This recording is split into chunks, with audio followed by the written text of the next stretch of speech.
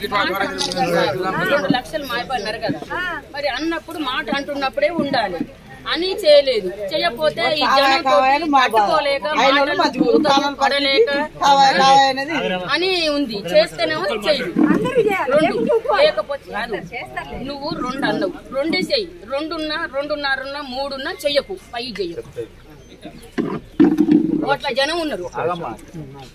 ఒక్కొక్కరు చెప్పు 1,5 లక్షన్నర 2 లక్షల వరకు ఏదో టెక్నికల్ ప్రాబ్లమా ఏదో ఉంటే దాన్ని కూడా సరి చేసి మొన్న 2,878 కోట్లు ఆ పైసలను జమ కాగానే మీ అకౌంట్లో పడుతుంది.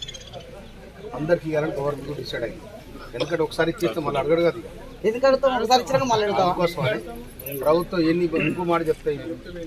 పోయిన సంవత్సరం ఉన్న సర్కారు 3 లక్షలు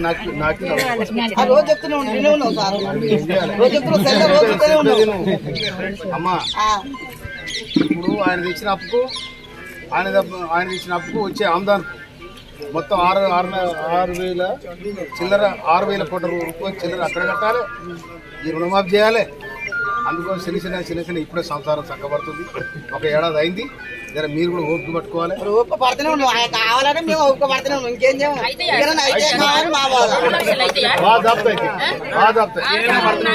డబ్బులు పోయింది, యాసంగి వస్తుంది, ఇది లేదు అది లేదు. సర్పంచ్ ఓటు ఒక్కటి కూడా